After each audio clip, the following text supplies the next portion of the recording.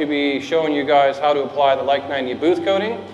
As you can see around you, the walls are pretty beat up over the last few months of priming and painting, etc. in here. Our shop, the booth gets pretty beat up, where like if you have a production shop, maybe not so much, where this stuff would really be important for you guys to have in your booth to keep your paint jobs really, really clean, like if you're just shooting like the side of a car or a fender door or whatnot. So we apply this stuff because it keeps the booth nice, bright, white, and shiny. It also helps the dust kind of sticks to it. And then we also pair that up with the particle control that you spray on the floor. Those two together really make a clean job in here. So we're gonna show you guys what the place looks like now, what it looks like after the coating, and us applying the coating. It's important that we get this coating done. So the next job coming in here, Brian's Mustang, has a nice clean surface to work on. Really looking forward to getting that car painted. So Like 90, go get you some, best stuff on the market. All right, so we got everything masked up, and we are gonna start pouring the Like 90 booth coating into our PPS cup, and we are gonna start spraying the walls.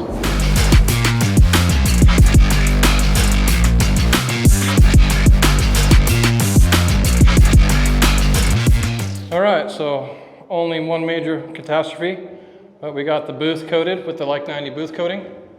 Forgot to mention that this stuff is peelable, so if you look at the walls, they don't look exactly perfect because it's just a coating to keep the dust down and keep it nice and bright and white in here. After you get a few coats on there, you can peel this stuff off and basically start from scratch again. But time to unmask these lights and get all the light fixtures replaced. And last thing on our list to do is change some filters and then scrape all the lights. And this thing should be ready to rock and roll for 2025.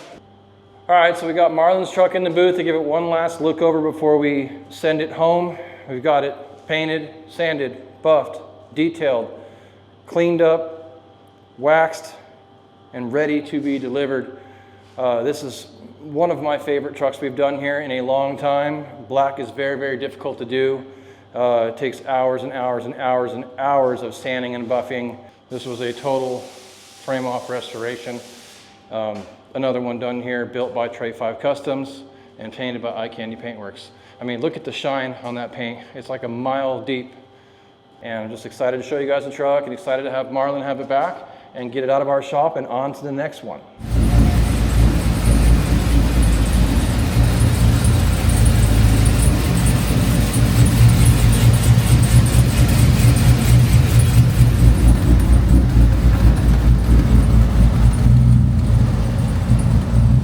All right, guys, we got Alan's truck in the booth.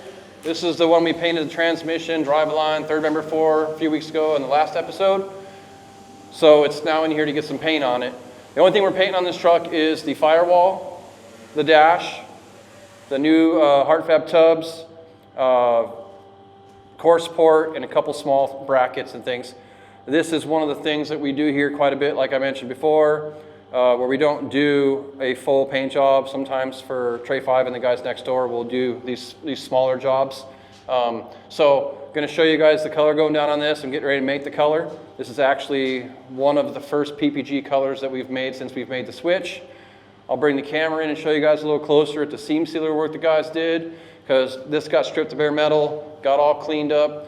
So one of the things I'd like to point out too, you'll see here underneath the fender, you'll see what we did is we kind of brought in like a 1/4 inch line. And what we're gonna do is we're gonna wrap the color around so that after we get these painted and we go to bedline them, we can have a nice clean break and you don't have bedliner on like the outside where like you can kind of see where it kind of looks rough. And it's one of the things we've noticed over the years of doing the bedliners is that when we wrap it around, it ends up actually looking much cleaner. And you can see like in here, where we're going to be doing that. I don't know if you can see that pretty good. Obviously up in here, we'll seam seal this joint up in here when we go to do the bedliner. But you can see even these small jobs, there's a lot of meticulous little parts that we have to do. Hinges, latches, brackets. This is the original core support that we sent out to have sandblasted and powder coated. Not in the greatest of shape, but from basically here down, it's just all black. That'll save the customer time and money with us prepping it and painting it and all that. So we send it out and get it sandblasted and powder coat primed.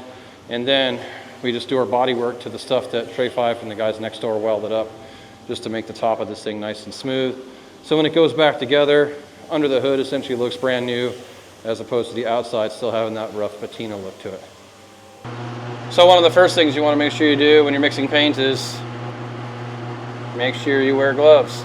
I know some of the younger guys think it's not a big deal to have paint all over yourself, but as you get older, you start to think about your health more, and it's very important to make sure from the very beginning of your career all the way to the end that you are safe by wearing gloves, protecting yourself, wearing a mask when you can, a respirator whenever you can, and a paint suit if you're in the booth painting cars. So we're going to get started. We've popped our toners, and we are going to make this color. Right now we're making 10 ounces of unreduced, so after we reduce it we'll have a full 20 ounces since the mix ratio is 1:1. This is the color for that C10 that I just showed you guys in the booth that we are going to get painted. The key here really is to be as exact as you possibly can. Nobody's perfect. You might go over a gram or less, but you want to be really as perfect as you can be. It will automatically recalculate for you. So like if you're painting a quarter panel and blending into a door or something, you're doing a collision job, you're definitely going to want to make sure it's really on point, where like when we're doing just a firewall and a dash on an old beat up truck, the match isn't going to be exact anyway, so we just want to get it close. Still try to get it as close as I can because it's always good to practice.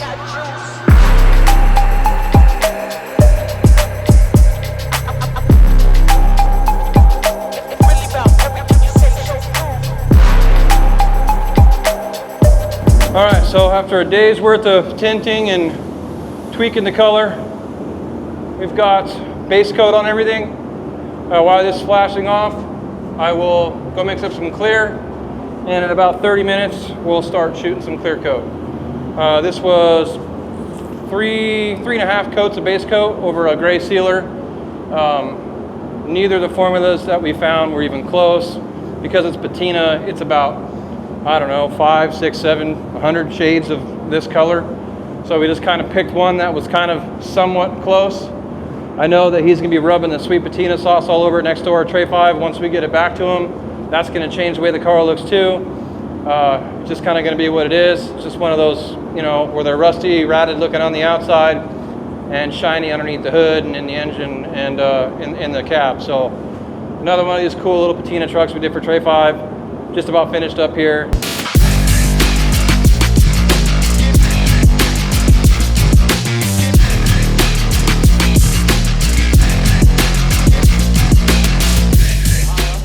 Hi, I'm Dylan. This is iCandy.com. We've got Alan Elliott's truck over here. It's a patina truck, 67 to 72. Tray 5 did everything they do.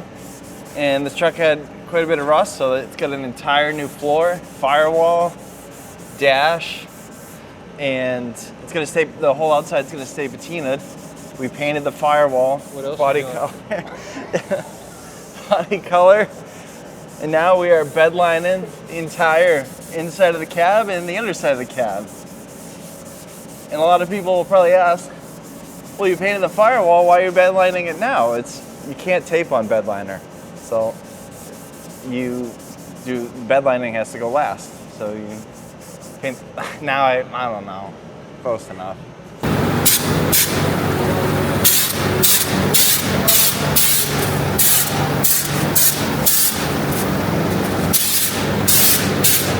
All right, so we got Alan's truck out of the booth, prepped, bedlined with color match bedliner. We'll say color match bedliner, but it's close.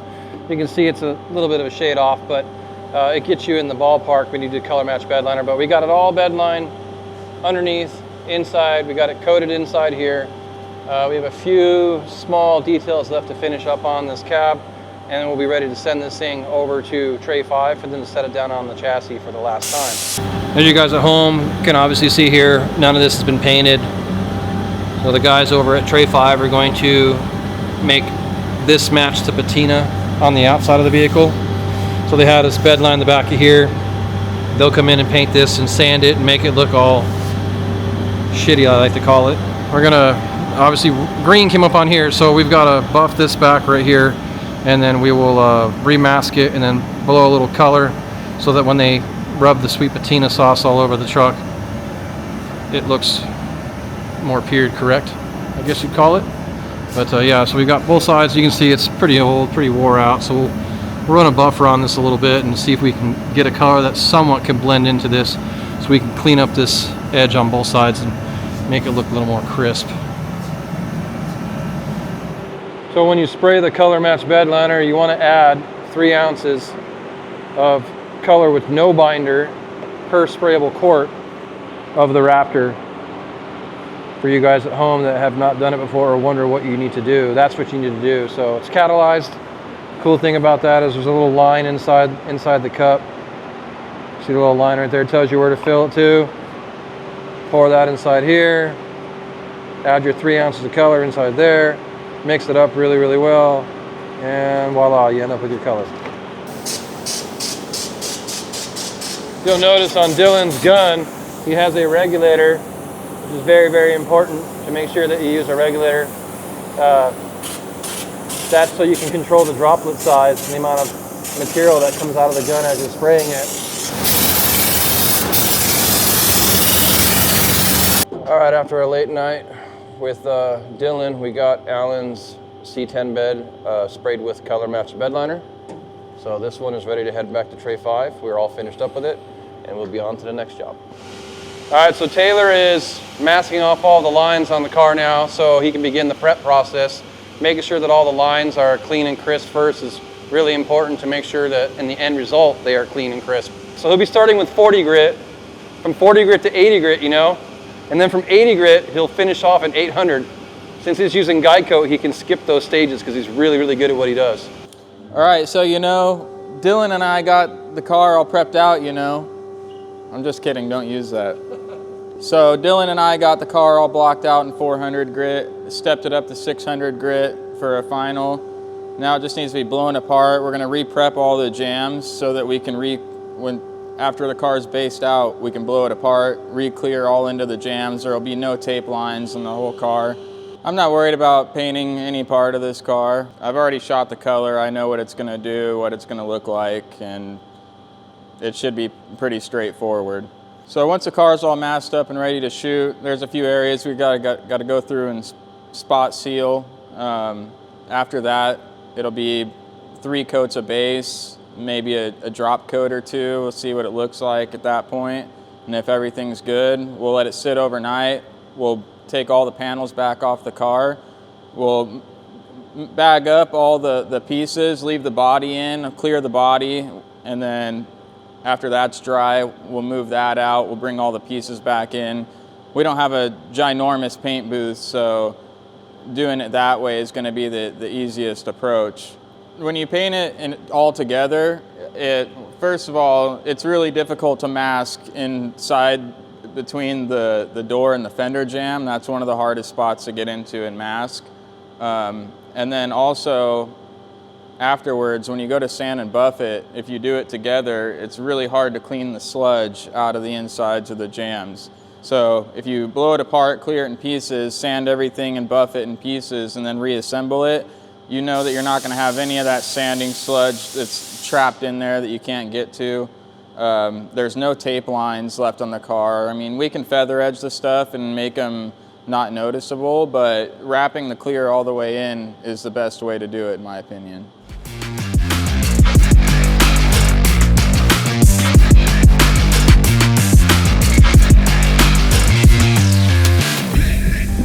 All right, so we got the Mustang all prepped and in the booth. Next thing we'll do now is, while we're finalizing the parts, we'll start getting this thing masked up so we can get it painted.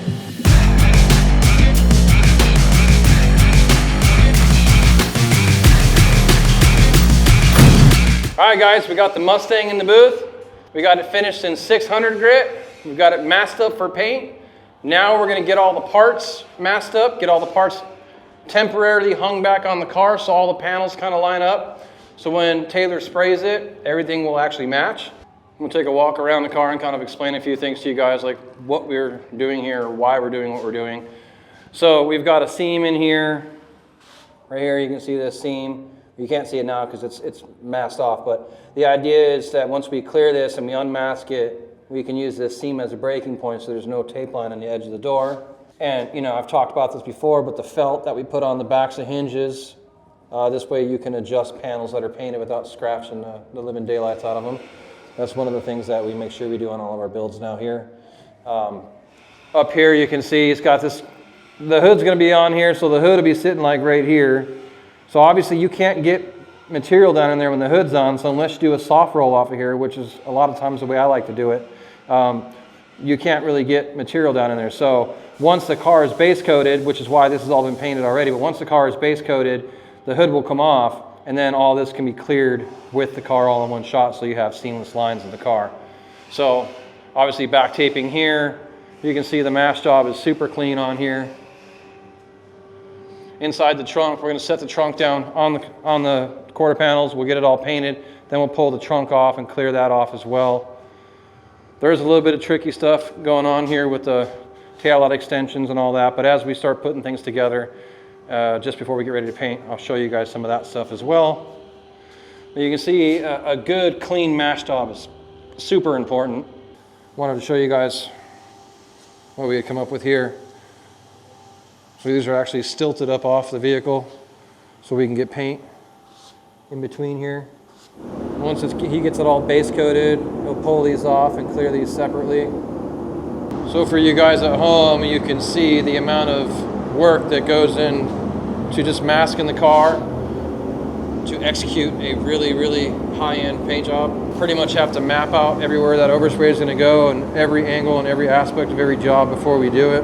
Definitely can't get in here and clear back behind here with these parts mounted, so once he's got this base coated, this is going to come off, and then he can clear all the way in through here.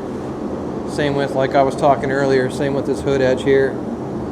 Taylor is probably the hardest working person that I've ever met, besides myself when I was like 10 years younger.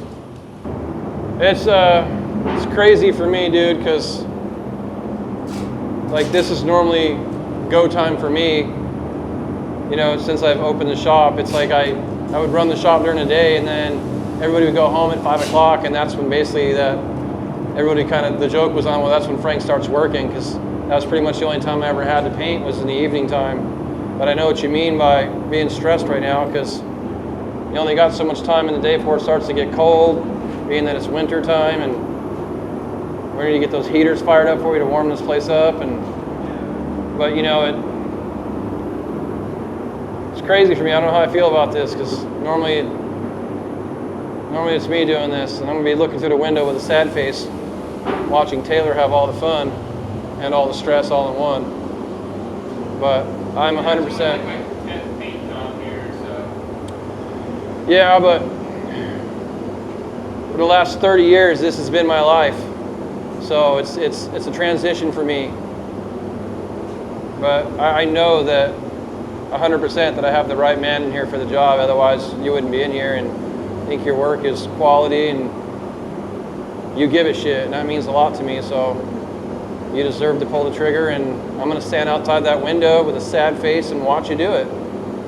The ones you think are easy are hard, the ones you think are hard are easy, and every single one of them just messes with your mind the whole time. Because this is a different, you know, this career is definitely different than what most people do for a living. You know, there's a lot of pride that goes into what we do, and a lot of people don't understand how much this stuff weighs on our mind every single day, every single night. So we've talked about it before, we'll talk about it again. Cleaning the panels, clean, clean, clean, clean. That is what the guys are doing right now. Getting everything cleaned meticulously with a waxy grease remover.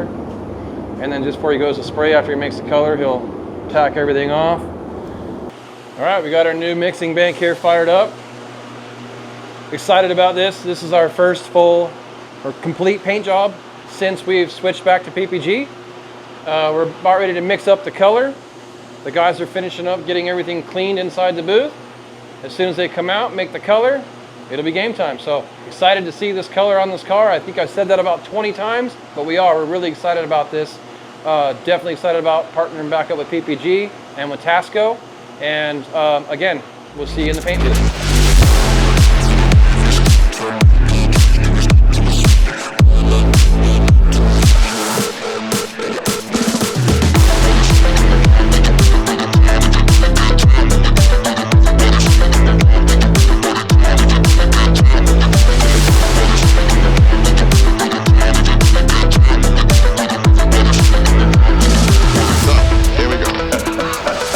Now that he's got the color edged on the extensions, he's able to unbolt them and then bolt them back up so you can apply color evenly across the deck lid and across the quarter panels.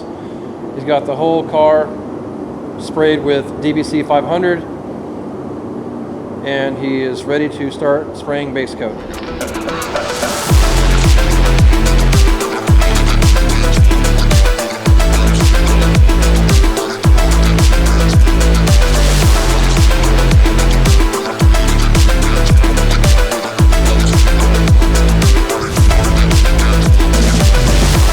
So I got the color down on the Mustang here. Looks perfect because that's how I roll. We're waiting on a little more toner, and then I might go through and drop coat it one more time just to even everything out, make sure it's perfect, check it with the sunlight, and after that's done, we'll start taking all the parts off. We'll move those out, cover them up. I'll come back in, clear coat the body. Once that's dry, we'll move that out. We'll bring all the parts back in. We'll clear coat all the parts separately. We have to take all the parts off so we can clear back into the jams. That way we won't leave any tape lines or anything like that. But we had to put it together because if we would have painted this all in pieces, there's no guarantee that the color would have been right. You know, it's painted, you know. It looks great, you know? You know? So what we're doing right now is we've killed the lights in the booth, and we have a sunlight. We're checking coverage and basically how it's going to look in the sun to make sure the metallic atomized correctly. And it looks like everything is good. So we are going to blow this thing back apart and get it ready to clear.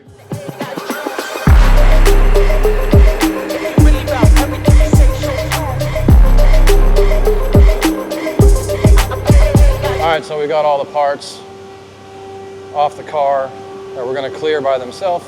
We got the body back in the booth, masked up and ready to clear. Once it gets done clearing the body, we'll pull that out and then put all the parts in after that.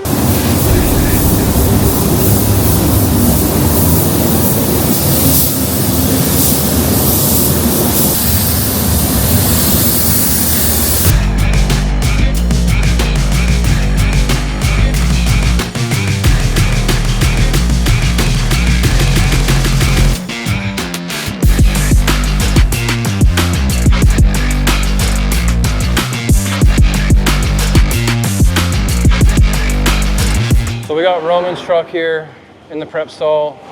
It's approaching paint very soon here. It's in final prime, it's been jammed. One of the hood's been painted, the bed's been painted.